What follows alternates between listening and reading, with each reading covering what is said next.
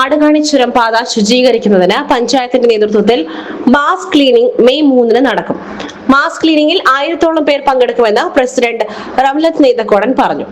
വനംവകുപ്പുമായി സഹകരിച്ച് നടപ്പാക്കുന്ന ക്ലീനിംഗിൽ ഹരിതകർമ്മസേന, കുടുംബശ്രീ അംഗങ്ങൾക്ക് പുറമെ വിവിധ സന്നദ്ധ സംഘടനകളുടെയും പ്രവർത്തകർ പങ്കെടുക്കും.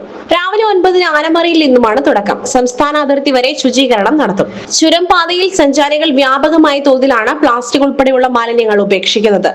കൂടുതലും വാഹനങ്ങൾ നിർത്തി ഭക്ഷണം കഴിച്ച ശേഷമുള്ള മാലിന്യങ്ങളാണ്. ഇതിനു പുറമെ രാത്രിയിൽ കച്ചവട സ്ഥാപനങ്ങളിൽ നിന്നും വീടുകളിൽ നിന്നുമുള്ള മാലിന്യങ്ങളും ചുരത്തിൽ തള്ളുന്നു. മാലിന്യം തള്ളുന്നത് മൃഗങ്ങളുടെ ജീവന് ഭീഷണിയാണ്. വനത്തിലൂടെ ഒഴുകിയെത്തുന്ന ജലസ്രോതസ്സുകൾ മലിനമാകുവാനും ഇടയാകുന്നുണ്ട്.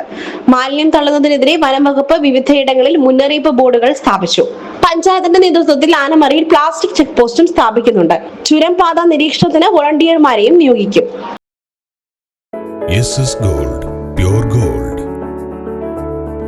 ഗ്രൂപ്പ് നിലമ്പൂർ.